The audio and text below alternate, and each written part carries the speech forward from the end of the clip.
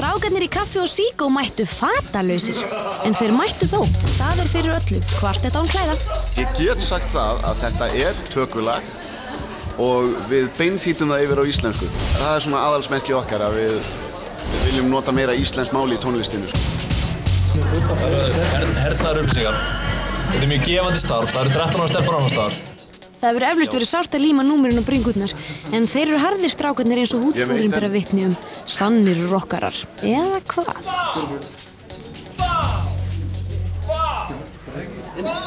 Hví ert að byggja mig, smjörbolli barni til að bregðast mér.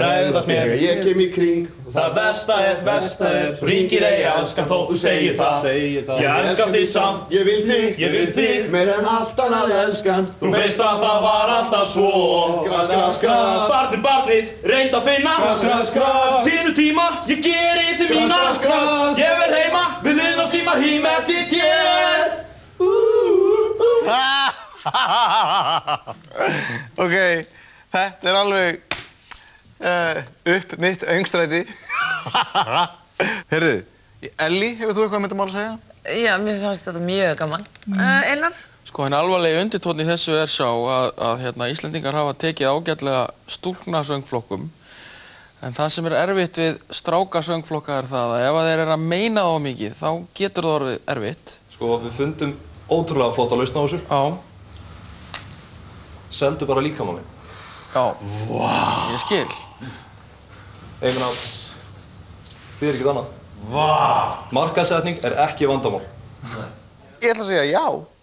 Að því ég elskaði þetta. Þetta var brjálaður X-faktor, ég fílaði þetta. Takk. Elli? Vilt þú ekki segja? Jú, ég segi já, þetta geðveikt. Já, ég ætla að segja já líka. Ég held kannski að hann myndi segja nei, þá geti ég ráðið úrslitunum þetta.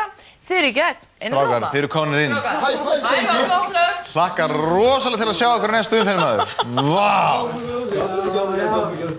Þetta kom ekkert það mikið á óvart. Bara sjálfsagt. Við vissum bara allan tíman að við værum frábærir.